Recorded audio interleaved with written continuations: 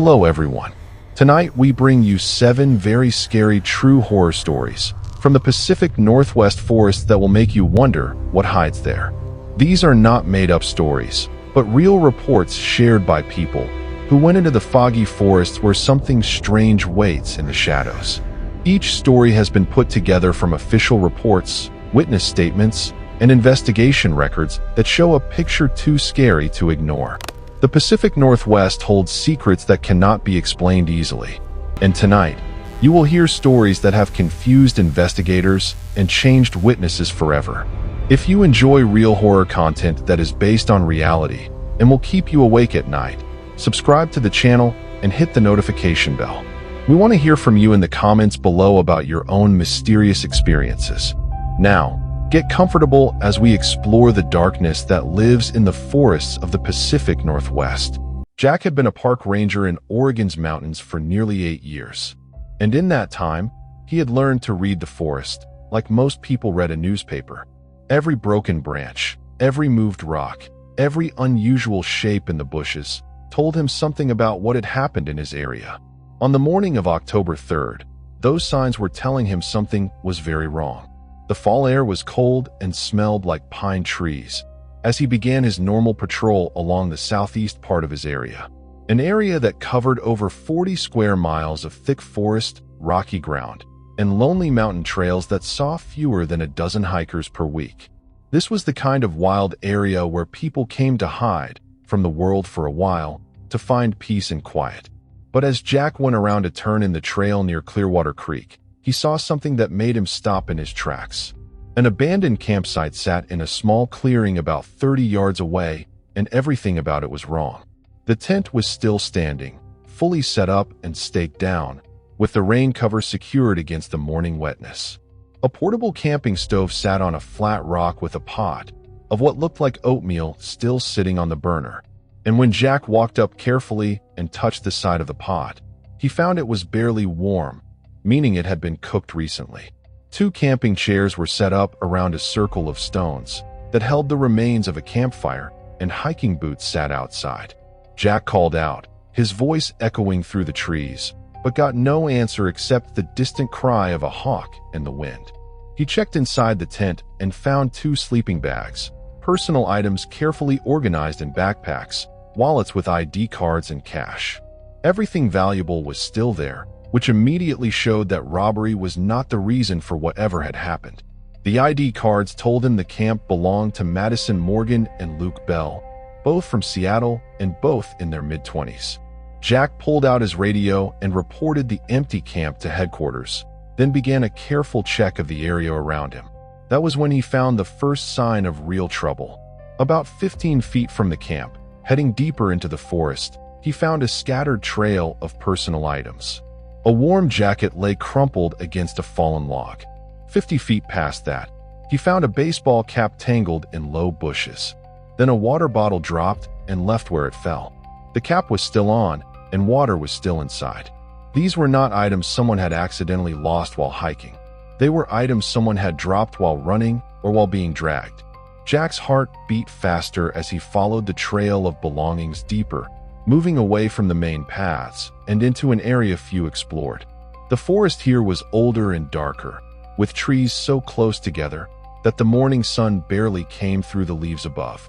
The bushes were thick with ferns and thorny plants, and Jack had to push through plants that showed signs of being moved. Then he saw the blood. It was not much at first, just a smear on the bark, about shoulder height on an average person. But as he moved forward, he found more. Drops on leaves, a larger stain on a moss-covered rock, and then most scary of all, drag marks in the soft dirt.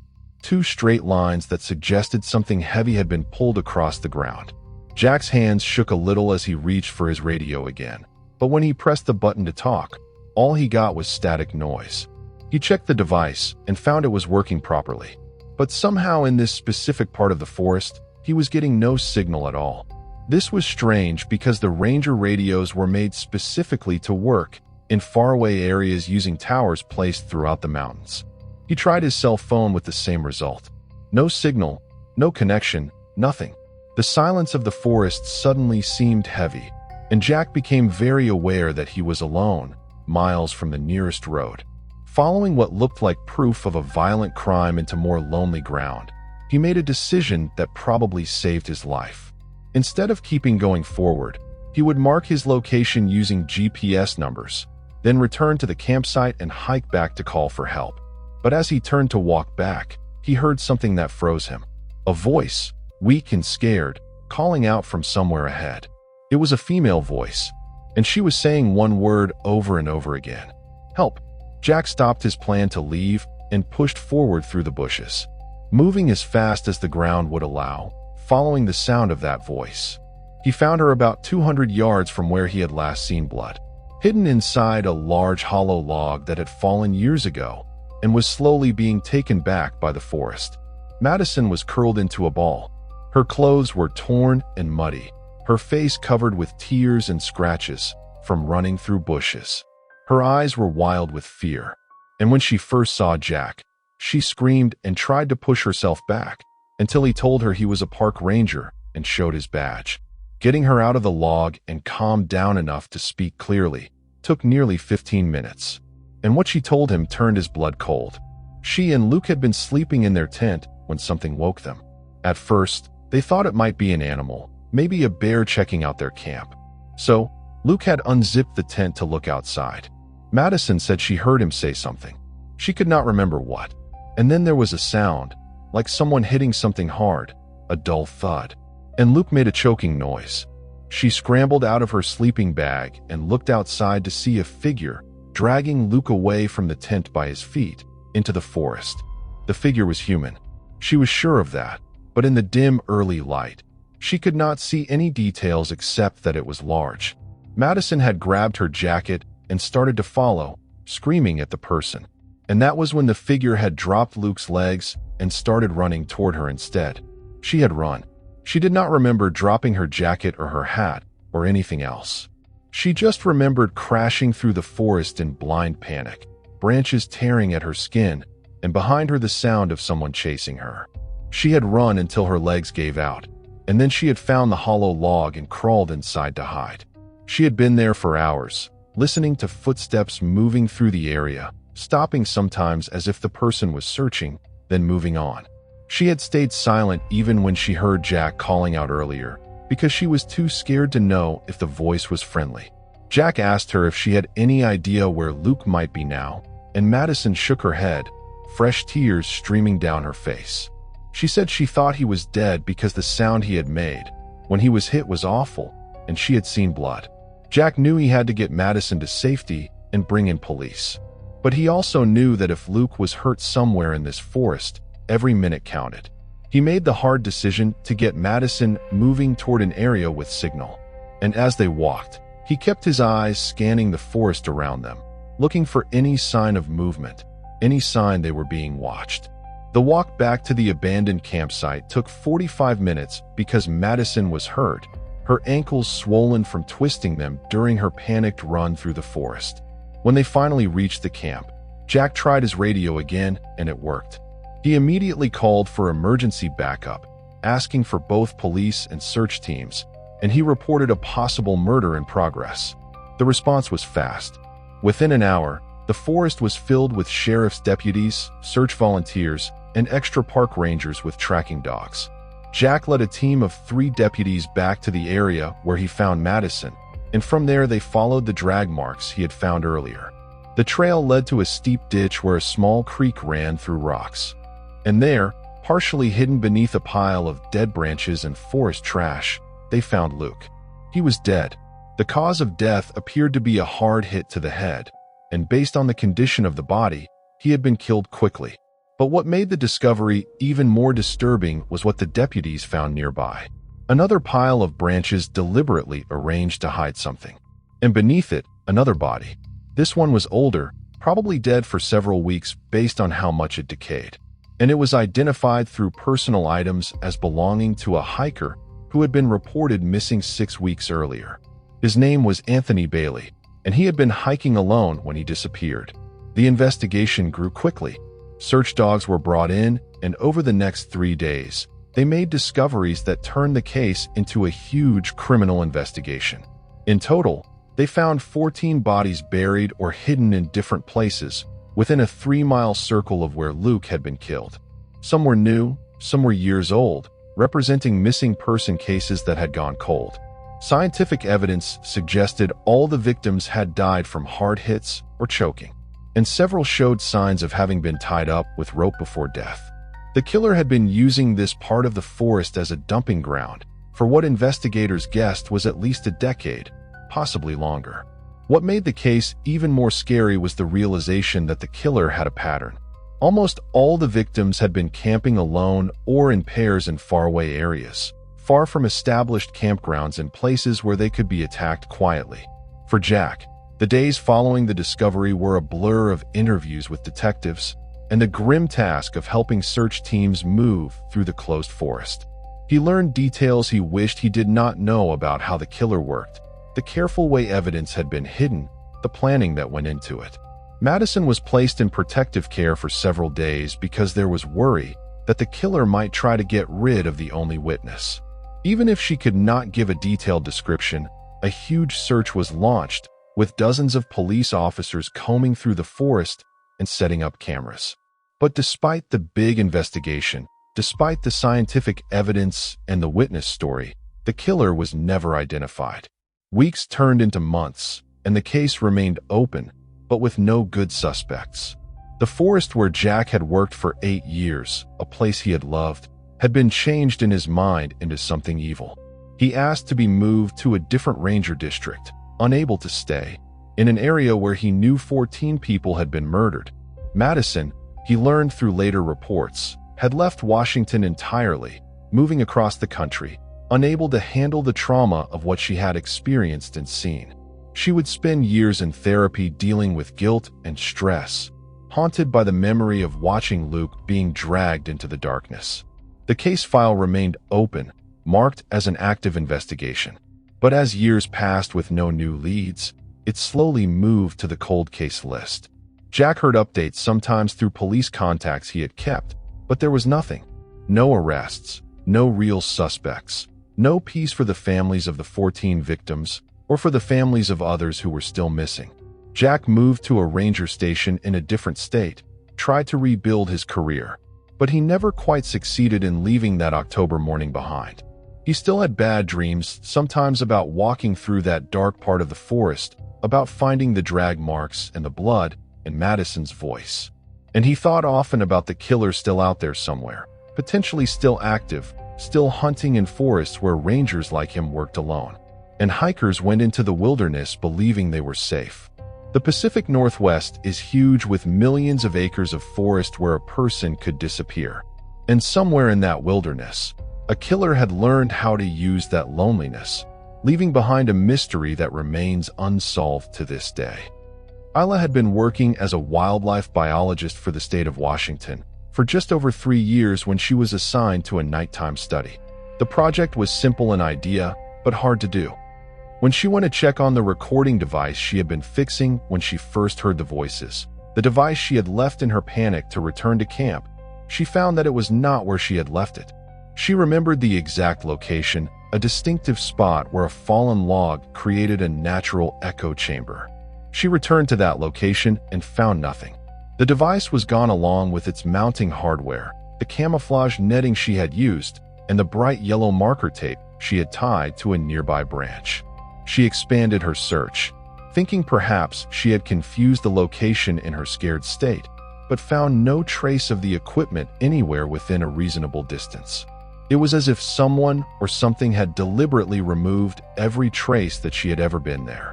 Even more disturbing, when she looked for her own footprints from the night before, the trail she had followed in her rush back to camp, she found something that should not have been possible.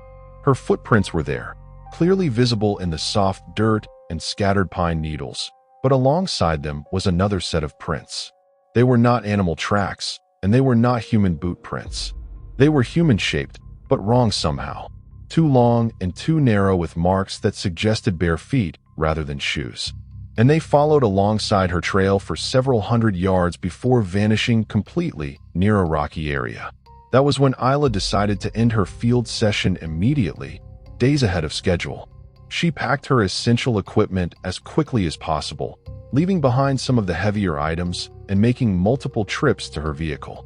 With each trip, she felt an overwhelming urge to keep looking over her shoulder. And several times she could have sworn she saw movement in the corner of her eye, shapes that seemed to vanish when she turned to look directly at them. The hike out was the longest 3 miles of her life. When she finally reached her truck and locked herself inside, she sat there for several minutes, just breathing, overwhelmed with relief at being enclosed in metal and glass. She drove directly to the ranger station and filed a report about her missing equipment. Though she did not mention the voices or the strange footprints or the feeling of being watched, she did not think anyone would believe her, and she was not entirely sure she believed herself. The research project was quietly stopped, pending an investigation into the missing equipment. Isla submitted what recordings she had managed to collect, and they were turned over to the project's supervisors for analysis. She heard later through unofficial channels that the audio files had been reviewed by several specialists who could not provide any good explanation for the voices. Some suggested electronic interference despite the equipment's filtering capabilities. Others proposed that Isla had experienced a psychological episode and somehow created the recordings herself, perhaps through sleepwalking or acting strangely. Though this explanation failed to account for the multiple simultaneous recordings from devices placed far apart. One analyst who examined the audio files noted that the voices, when filtered, appeared to be speaking in a language that did not match any currently known native language. The ranger, who had originally mentioned the local tribal warnings about certain areas, contacted Isla privately and arranged a meeting with an elder from the tribe. The elder listened to a brief description of what Isla had experienced and nodded slowly, as if none of it surprised him. He explained that the area where she had been working was known traditionally as a burial ground.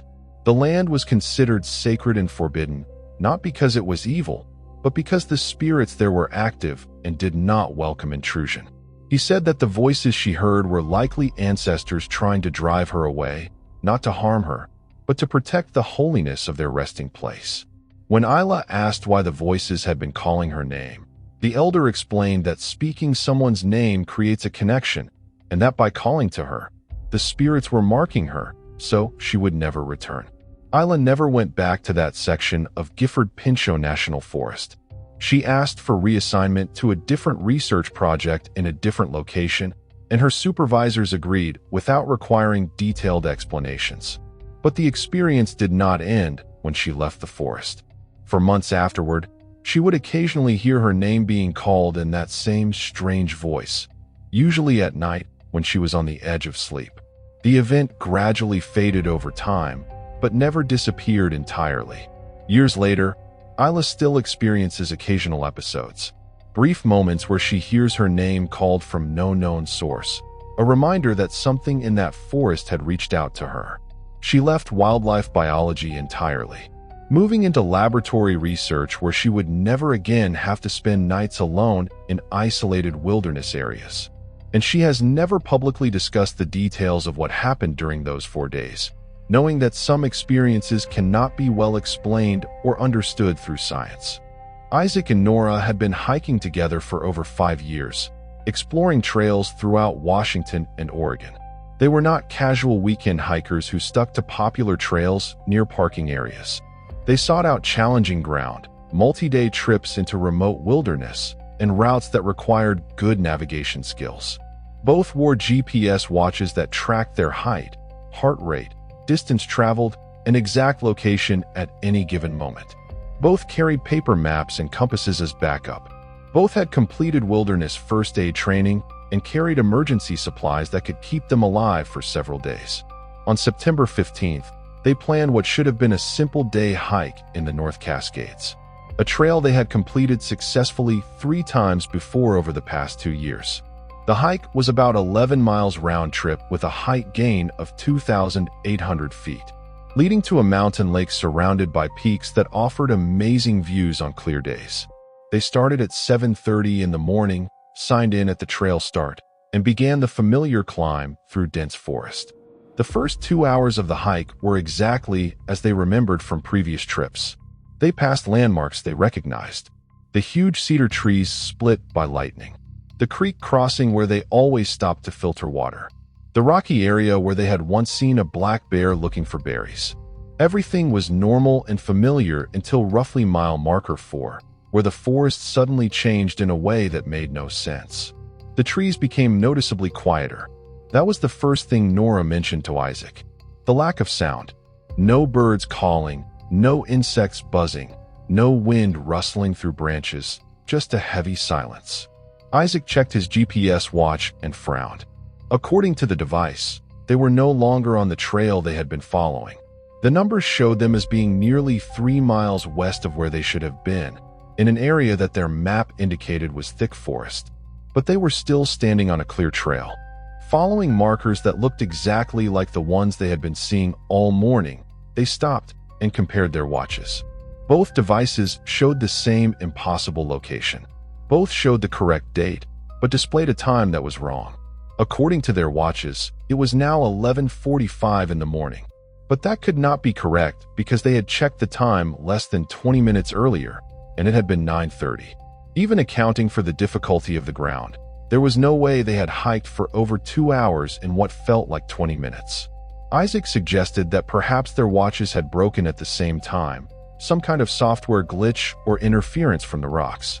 They tried to explain the situation, but both of them felt an increasing sense of unease that went beyond just confusion. They decided to turn back to follow their steps to the last point where they knew their location had been correct. But when they turned around, the trail behind them looked different. The landmarks they had passed were gone. The split cedar tree was nowhere in sight. The creek where they had filtered water was not where it should have been. The trail itself seemed to wind through ground they did not recognize, even though they had been walking through this exact area moments before. Nora pulled out the paper map and compass, trying to find their way without relying on the GPS devices. But the compass behaved strangely, the needles spinning slowly without settling on a steady direction, as if magnetic north had become unstable. They started walking in what they believed was the direction back to the trail start, using the angle of the sun and their general sense of the ground to guide them. Neither of them wanted to admit how scared they were. They were experienced hikers who had dealt with getting temporarily lost before. But this was different. This felt fundamentally wrong in a way that neither could fully explain. After what felt like an hour of walking, though their watches now showed only 15 minutes had passed, they came out of the forest into an area they did not recognize. They were standing at the edge of a large clearing that should not have existed near their route. The clearing was roughly round, perhaps 200 feet across, and the ground was bare dirt with no plants except for strange patterns of dead grass. In the center of the clearing was a group of rocks arranged in a way that seemed too perfect. Isaac and Nora stood at the tree line, both of them instinctively unwilling to enter the clearing, and that was when they noticed their skin. On their exposed arms and the backs of their hands were marks they had not had before. Small round burns, each about the size of a quarter, raised and red as if they had been touched by something very hot. The marks were not painful, but they were definitely new, and neither Isaac nor Nora had any memory of how they had gotten them. Isaac looked at his watch again and saw something that made his stomach drop. The time display now showed 2:15 in the afternoon. Hours had passed, but he had no memory of those hours. The last clear moment he could remember for sure was coming out of the forest into the clearing, which according to his personal experience had happened only minutes ago. He asked Nora what time she thought it was without telling her what his watch said, and she replied that it should be around noon. When she looked at her own watch and saw the time, her face went pale. They both stood there trying to understand what was happening, trying to access memories that should have existed but did not. There were no gaps in their awareness, no sensation of time passing, just a sudden break between what they experienced and what their devices were recording. They were still standing at the edge of the clearing, but now the sun was in a different position in the sky, confirming that hours had indeed passed. Their clothing was torn in places neither could explain. Their boots were covered in mud that was not consistent with the dry trail they had been hiking. Nora noticed blood on Isaac's shirt, a small stain near his collar, and when she pointed it out, He touched his neck and found a scratch he had not felt until that moment. Nora had similar scratches on her arms hidden beneath the sleeves of her jacket until she pushed them up. They made a decision to start moving again to try to find any landmark or trail marker that would help them figure out where they actually were. They avoided entering the clearing, instead circling around its edge, staying within the tree line. As they moved, Isaac's GPS watch suddenly began working normally again. The numbers it displayed now made sense, showing them as being about 15 miles from the trail start, far beyond the end point of their planned hike. The trail they found led them downhill, and eventually they met with a Forest Service road, where they met two hikers who stared at them with concern. Isaac and Nora must have looked terrible, muddy and scratched and confused because the hikers immediately offered water. They learned from these hikers that they were on the opposite side of the mountain range from where they had started. The hikers drove them back to the ranger station where their vehicle was parked, a journey that took over an hour. At the ranger station, they filed a report about getting lost, though they did not mention the missing hours or the strange clearing or the burns on their skin. They told the rangers they had become confused and must have taken a wrong turn. A believable explanation that was accepted without question. But privately, both Isaac and Nora knew that what had happened to them could not be explained by simple navigation error. They were examined at a hospital the following day at Nora's request, and the doctor who looked at the round burns on their skin ordered extra tests. The results showed high levels of radiation, not enough to cause immediate health concerns, but definitely strange. The case was noted in their medical records, and somehow the information reached researchers who had been tracking unusual incidents in the region. Isaac and Nora learned that they were not the first hikers to report missing time, unexplained injuries, and memory gaps in that specific area. Over the past 30 years, at least a dozen similar cases had been documented, all sharing common parts. Experienced hikers on familiar trails, sudden confusion, GPS problems, hours of missing time with no conscious memory, unexplained physical marks on the body. The Forest Service had no official explanation for these incidents, but the area remained open to public access with standard warnings about wilderness dangers. Isaac and Nora never hiked in the North Cascades again, both of them deeply disturbed by the experience and by the knowledge that something had happened to them that they could not remember. The burns on their skin faded slowly over several months, leaving faint scars that they carry to this day, permanent reminders of the hours that vanished. Dylan had taken the fire lookout position for practical reasons. The job paid reasonably well for 6 weeks of work, provided free housing in the form of a small cabin mounted on a tower platform, and required minimal skills beyond the ability to handle being alone. He was 24 years old, recently graduated with a degree in environmental science, and struggling to find a permanent job. The lookout position in Washington's Mount Baker Snoqualmie National Forest seemed like a perfect way to earn money while gaining experience. The training had been simple. He learned to use the firefinder, a round map that allowed him to pinpoint the exact location of smoke sightings. He learned the radio rules for reporting potential fires to the district office. He learned basic weather observation and how to maintain the solar panels.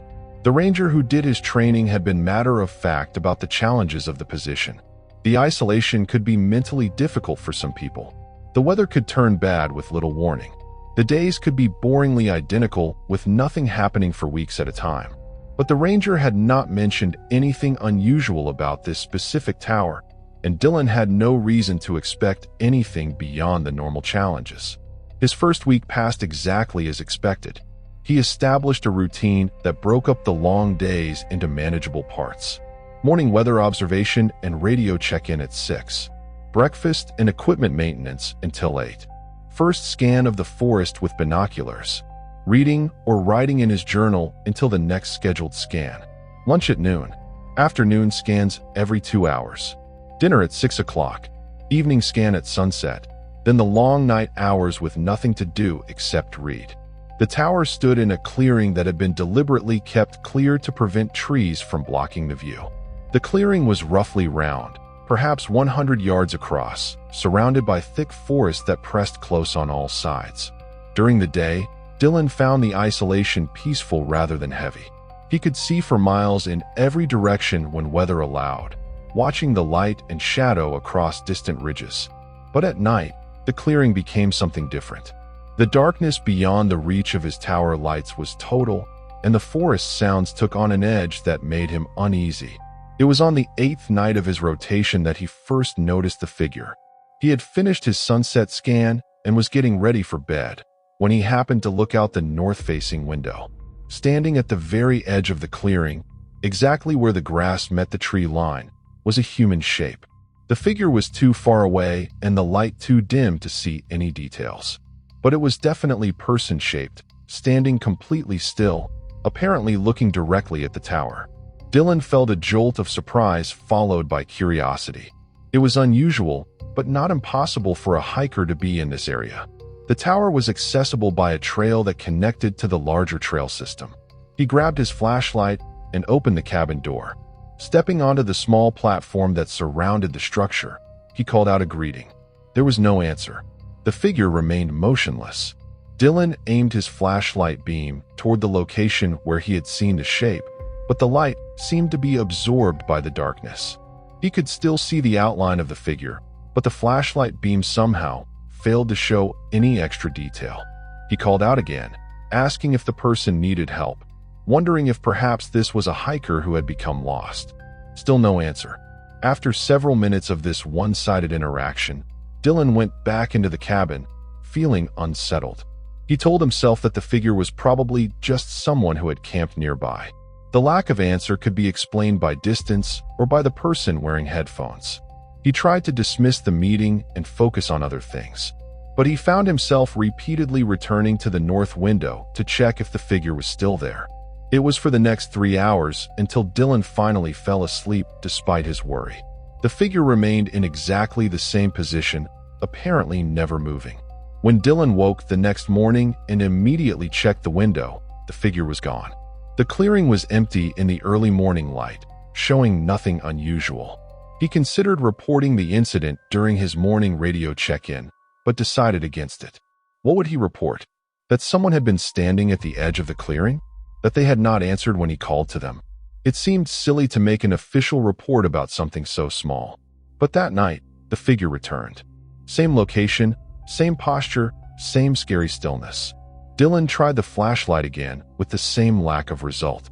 He tried taking a photo with his phone camera, but the image showed only darkness with no visible figure. Even though Dylan could see it clearly with his naked eyes when he looked up from the phone screen, he tried using the tower's binoculars. But when he looked through the lenses, the figure seemed to blur and become unclear. Night after night, the pattern repeated. The figure would appear shortly after sunset, always in the exact same spot, and would remain there for hours. Dylan began timing these appearances and found they followed a precise schedule, arriving at the clearing edge at 8:47 in the evening and remaining visible until 12:15 in the morning, then vanishing when Dylan's attention was elsewhere. He started writing down the event in his journal, not because he thought anyone would believe him, but because the act of writing helped him process what he was experiencing. On the 15th night, something changed. The figure was closer. Not dramatically so, but definitely closer than it had been on previous nights. Instead of standing at the tree line, it was now positioned about 10 yards into the clearing. Dylan felt his heart rate increase as he realized the figure had moved without him seeing any movement. It had simply appeared closer, as if it had teleported from one location to another. The next night, it was closer still, then closer again.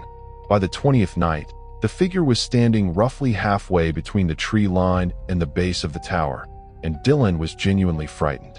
He called the Ranger District office during his morning check-in and tried to explain what was happening, carefully framing it as a possible security concern about someone repeatedly approaching the tower. The ranger who took his call was kind, but not particularly alarmed. They suggested it might be an animal that Dylan was misidentifying in poor lighting conditions, or perhaps a standing dead tree that looked human-shaped. Dylan did not argue, but he knew what he was seeing was not an animal or a tree. On the 23rd night, Dylan found footprints. He had gone down the tower stairs to check the base of the structure, something he had been avoiding doing after dark. But his need for proof overcame his fear. Using his flashlight, he found clear boot prints in the soft dirt around the tower base. The prints led from the direction of the tree line directly to the tower, circled the structure twice, then led back toward the forest. But the prints did not reach the tree line. They simply ended in the middle of the clearing as if the person making them had vanished into thin air. Dylan climbed back up to the cabin and locked the door, suddenly very aware of how open to attack he was. The tower was designed to keep him safe from wildlife and weather, not from human intruders. The walls were thin. The door had a basic lock that could be forced easily. The windows did not lock at all, designed to open wide for maximum view. That night, he heard something that made his blood run cold. Footsteps on the tower stairs. The metal clang of boots on steel steps going up slowly, one step at a time. Dylan sat frozen in the center of the cabin, his phone in his hand, unable to decide if he should call for help. The footsteps continued, steady and unhurried, climbing the 72 steps from the ground to the cabin platform. When they reached the top, they stopped. Dylan waited, every muscle tight, staring at the door. Minutes passed in silence. Then he heard scratching, a slow, deliberate sound, like fingernails or claws being dragged across the wooden door frame. The scratching continued for what felt like forever, but was probably less than 5 minutes. Then it stopped. The footsteps began again, this time going down and eventually faded into silence. Dylan did not sleep that night. When dawn finally came, he immediately radioed the district office and requested emergency pickup, breaking rules by describing the incident in detail and stating that he would not spend another night in the tower. The ranger who responded to his call seemed concerned not about the supernatural parts of Dylan's report, but about Dylan's mental state. They arranged for a replacement lookout to be sent up immediately and told Dylan he could come down as soon as the replacement arrived. While he waited for his relief, Dylan went outside in full daylight to check the door where he had heard the scratching. The wood showed fresh cuts, deep straight marks that could not have been caused by any animal native to the area. When the replacement lookout arrived, Dylan provided a brief handover of the equipment and procedures, but did not mention the figure or the footsteps or the scratching sounds. He simply gathered his personal belongings and hiked down the trail as quickly as possible. Later, through unofficial channels, Dylan learned that he was the third lookout in 5 years to request early leaving from that specific tower position. The ranger who told him this information did so quietly and mentioned that the tower was now being equipped with remote cameras so that it could be watched from the office. The official explanation for this change was budget saving. But Dylan suspected the real reason was that no one wanted to address the fact that something was watching that tower. Something that left footprints that ended in empty air and scratched at doors with claws. Dylan was diagnosed with severe stress following his experience. He underwent several months of therapy and was advised to avoid isolated work environments in the future. He never returned to fire lookout work and eventually left the forestry field entirely, unable to shake the memory of those nights watching the figure approach or the sound of footsteps climbing toward him. Camila had built a small following for her true crime podcast through careful research and a commitment to covering cases that other creators overlooked. She focused mainly on cold cases, unsolved disappearances, and local mysteries that had faded from public attention. Her latest project had drawn her to the Oregon forest south of Portland, where a group of disappearances over the past 15 years had formed a pattern that she found deeply troubling. 8 hikers had vanished from a specific area covering roughly 5 miles of mountain ground. All had been hiking alone. All had disappeared during daylight hours. All had been experienced outdoor people who knew the risks and carried appropriate safety equipment. None of their bodies had ever been found, and in several cases, not even their backpacks or personal items had been recovered. The local sheriff's department had investigated each case individually, but had never officially connected them as part of a larger pattern. Camila believed the pattern was impossible to ignore and deserved closer examination. She spent 2 weeks doing early research, interviewing family members of the missing hikers, reviewing police reports, and studying maps of the area. What emerged was a picture that made her increasingly uneasy. The disappearances occurred in a remarkably consistent time frame, with victims vanishing in September or October of years that followed a 3-year cycle. The last disappearance had been 3 years ago, which meant that according to the pattern, this year marked the next potential incident. Camila was aware of the risks involved in visiting the location, but she was also confident in her abilities as a researcher and her understanding of wilderness safety. She planned a careful trip, filing detailed trip reports with multiple people, bringing satellite communication equipment, and scheduling regular check-ins. She would spend 2 days hiking through the area, recording audio for her episode, noting the locations where victims were last seen. The first day of her investigation passed without incident. She hiked established trails, took extensive notes, recorded background audio and talking for her podcast, and documented the ground with photos and video. The forest was beautiful in a way that felt almost aggressive, with massive trees blocking out much of the sunlight and creating a constant twilight feeling. The bushes were dense with ferns and plants, making off-trail travel difficult. She could understand how someone might become confused here, but that explanation felt not enough for explaining 8 disappearances. On her second day, she decided to explore an unmarked trail that one of the family members had mentioned.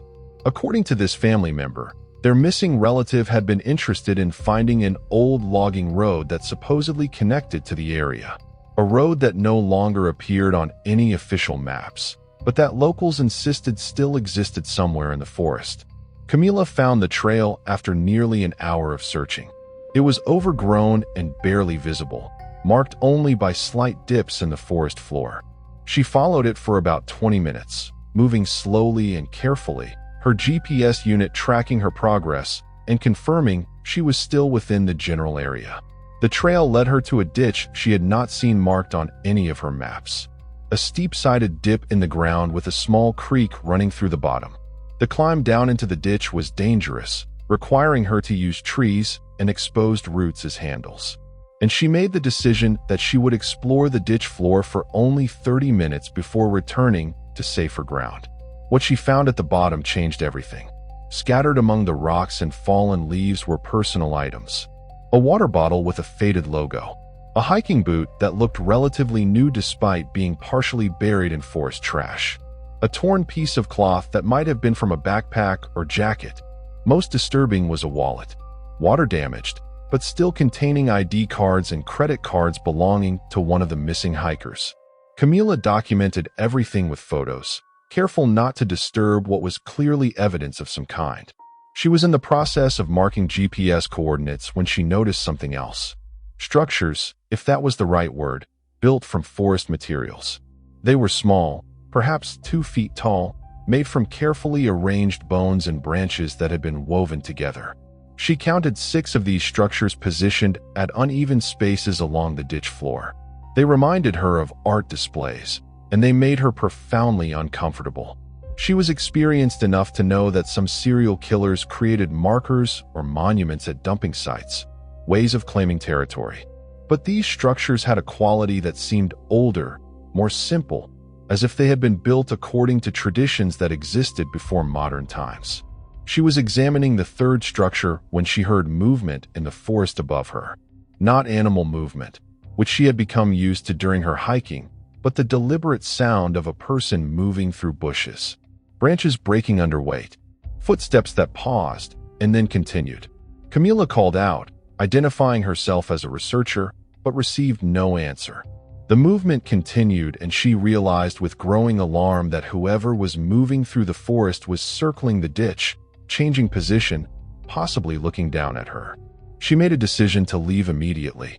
She scrambled back up the steep side of the ditch, her heart pounding, no longer concerned with documenting evidence or following proper research rules.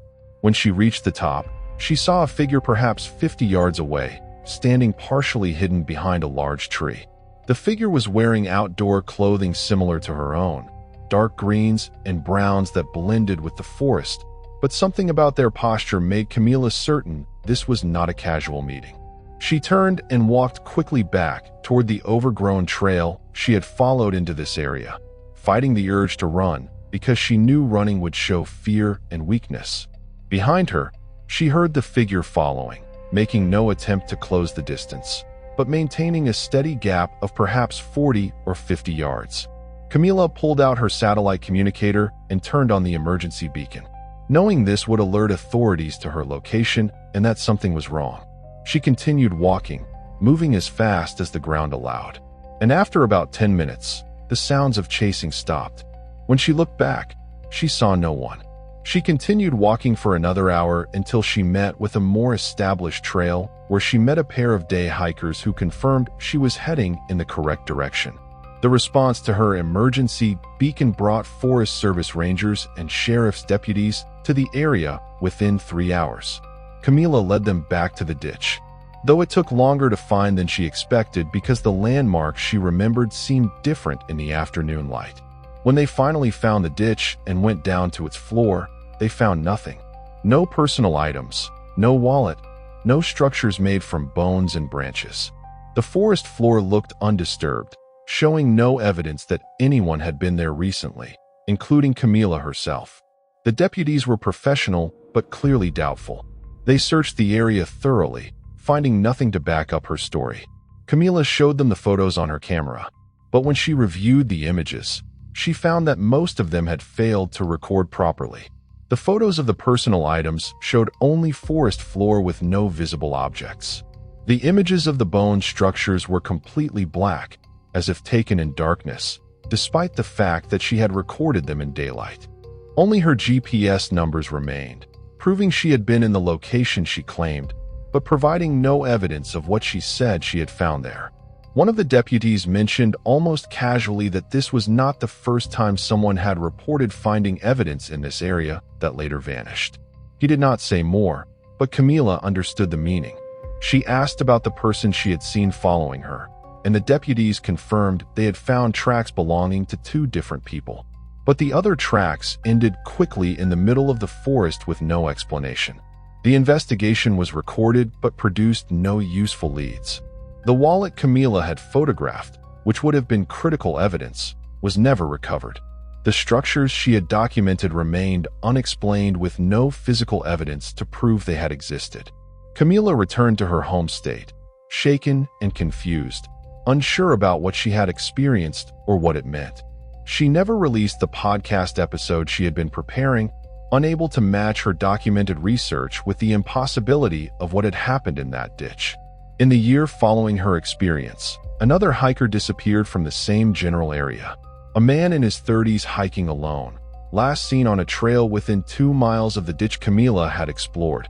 His disappearance matched the 3-year pattern perfectly, occurring in October, exactly on schedule. The case remains unsolved. Camila has not returned to Oregon and has shifted her podcast focus entirely away from disappearance cases. She occasionally receives messages from people who have read about the Oregon disappearances asking if she plans to continue her investigation, but she always says no. She knows what she found in that ditch, knows that someone or something had been watching her, knows that evidence she documented vanished without explanation. Some stories, she has decided, are not meant to be told. The forest south of Portland continues to draw hikers who are unaware of the pattern of disappearances, and the area remains officially open. And somewhere in that huge expanse of trees and ditches, questions remain unanswered about what happens to people who venture too deep into places where the line between explanation and mystery becomes impossible to see. They heard sounds in the forest at night when they were home far from the work site. Sounds that seemed like wind through branches or voices speaking in languages they did not understand. 3 crew members sought treatment from mental health professionals for anxiety. One was hospitalized after experiencing what doctors called a severe episode, during which he became convinced that spirits from the tree were following him. Eventually, representatives from local tribal nations were able to perform ceremonies at the site where the tree had stood. The remains found inside the trunk were reburied according to traditional practices, with appropriate rituals conducted by tribal elders who expressed both sadness and anger about the disrespect that had occurred. The ceremony seemed to help somewhat. The severe symptoms that crew members had been experiencing gradually lessened, though many reported ongoing effects that lasted for months or years afterward. The logging company moved its operations to a different area and marked the section where the marked tree had stood as permanently off-limits. Anthony eventually moved to a different company in a different state. Unable to continue working in forests where he had to constantly worry about repeating the mistake he had made. Years later, he still experiences periodic nightmares about the tree and still occasionally sees figures in the corner of his eye that vanish when he turns to look directly at them. The tree stump, despite being dead wood that should have dried and rotted, continues to leak dark sap whenever it rains. An ongoing event that has been documented by researchers but never well explained. The area surrounding the stump has been avoided by wildlife, showing none of the usual signs of animal activity that would be expected in a forest environment. Local native communities continue to keep the site, performing regular ceremonies and ensuring that the mistakes made during that November harvest operation are not repeated. While the story of the hollow tree serves as a reminder that some boundaries should never be crossed and some warnings should never be ignored, Luke checked his equipment and confirmed that the recording had captured the entire event. He also noted his own physical state, noting the symptoms he was experiencing: nausea, mild dizziness, a lasting feeling of anxiety that seemed too much for the situation. He packed his gear quickly and hiked back to the trail start, eager to return to his studio where he could analyze the recording properly. That evening, working in his home studio with professional audio software, Luke examined the recording in detail. What he found was genuinely confusing.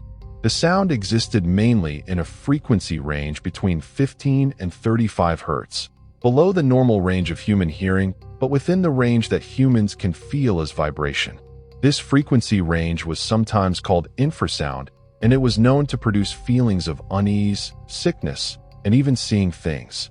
But the unusual aspect was not the frequency itself, but the pattern and source. The sound showed characteristics that did not match any natural phenomenon Luke was familiar with. It was too regular to be wind or earth movement, but too complex to be machinery or human-made equipment. The waveform displayed patterns that suggested some kind of interference between multiple sources, as if several different generators of sound were operating simultaneously. Luke shared the recording with colleagues in the audio community, and their analysis confirmed his observations while adding more questions. One colleague noted that the main frequency shifted slightly during the recording, in a way that suggested the source was moving, but the movement effect was wrong for any known moving object. Another colleague identified sound layers that should not exist if the sound was being produced by machines. The recording began spreading online, shared through audio forums and paranormal groups. Hundreds of people downloaded it and listened, and that was when things became seriously concerning. Multiple listeners reported experiencing severe bad reactions to the recording: headaches that lasted for hours, vivid nightmares featuring themes of being lost in forests or chased by unseen presences. In 3 cases, people reported experiencing panic attacks while listening to the audio, something that seemed extreme given that the sound itself was not particularly loud. One listener claimed to have suffered a seizure, though medical checks could not establish a sure connection to the audio file. Luke became alarmed by these reports and made the decision to remove the recording from public sharing. But by that time, it had been downloaded and shared widely enough that copies continued to circulate beyond his control. Researchers from Oregon State University became interested in the event and organized a formal investigation. A team including sound specialists, earth scientists, and psychologists traveled to the Mount Hood area with fancy recording equipment and scientific rules. They established a base camp and spent 5 days doing measurements at various locations within the region. On the 3rd day, they recorded the sound. Their equipment captured data that largely confirmed what Luke had noted, but they also gathered extra information. Ground monitoring showed no unusual ground shaking that might explain the sound. Air measurements showed no unusual weather conditions. Electronic equipment that might have been making interference was ruled out through systematic testing. The research team was left with high-quality recordings of an event they could not explain. Analysis of the research team's data revealed something that increased the mystery rather than solving it. The sound appeared to come from multiple points simultaneously, as if sources were spread throughout the forest rather than coming from a single location. Location attempts using multiple recording devices produced impossible results, suggesting the sound was either being bounced in ways that defied normal sound behavior, or was somehow being made from within the forest canopy and ground simultaneously. More concerning was a finding from the psychological check part of the study. Team members who were exposed to the sound directly in the field showed measurable changes in brain activity patterns, particularly in regions associated with fear response. These changes lasted for hours after exposure, and in some cases were accompanied by reported experiences of mild hallucinations or unwanted thoughts. The investigation was quietly stopped after the lead researcher was hospitalized following what was officially described as a severe migraine episode, but which the researcher privately told colleagues involved much more disturbing symptoms. Seeing figures moving through the forest, a lasting sensation of being watched, hearing voices speaking in unknown languages. Medical checks found high stress hormones and messed up sleep patterns, but could find no physical cause for the severe symptoms. The university research team's findings were noted in internal reports but never published in science journals, partly because the data was too inconsistent for publication and partly because safety board concerns were raised. The sound continues to be reported periodically by hikers in the Mount Hood area. Forest Service rangers are aware of the event and have noted it in their incident logs, but there is no official explanation or warning system. The area remains open to public access with standard wilderness warnings, but no specific mention of sound anomalies. Luke deleted all copies of his recording from his personal files after learning about the bad effects other people experienced, and he has refused multiple requests to recreate or reshair the audio. He suffered from recurring nightmares for several months after his first meeting with the sound. Dreams that always featured the forest and always included a presence he could sense but never fully see. These nightmares have lessened over time, but have never completely stopped. Attempts to find and identify the source of the sound have failed repeatedly. Investigators who have spent extended periods in the area hoping to document the event have come away frustrated, as the sound appears and disappears according to no predictable schedule. When it does occur, it breaks the normal rules of sound movement, seeming to exist everywhere and nowhere simultaneously. Native groups from the region, when asked about the event, have generally declined to comment publicly, though one tribal elder mentioned privately that certain areas of the forest have always been considered spiritually active. The elders suggested that some boundaries exist for reasons that Western science is not equipped to understand, and that perhaps some mysteries are not meant to be solved, but rather respected. The event remains officially unexplained. The recordings that exist are studied occasionally by researchers interested in strange sound events, but no agreement has emerged about what might be making the sound or why it produces such consistent physical and mental effects on those who experience it. Hikers continue to report meetings, and the online hiking community continues to argue whether the event is natural, man-made, or something else entirely. Luke refuses to discuss his experience in detail beyond admitting that it happened and that he regrets having shared the recording publicly. The forest around Mount Hood keeps its secrets, and somewhere in those old stands of trees, a sound continues to pulse through the air and ground, waiting for the next person who will hear it and wonder what it means and where it comes from and why it creates such deep unease in everyone who experiences it.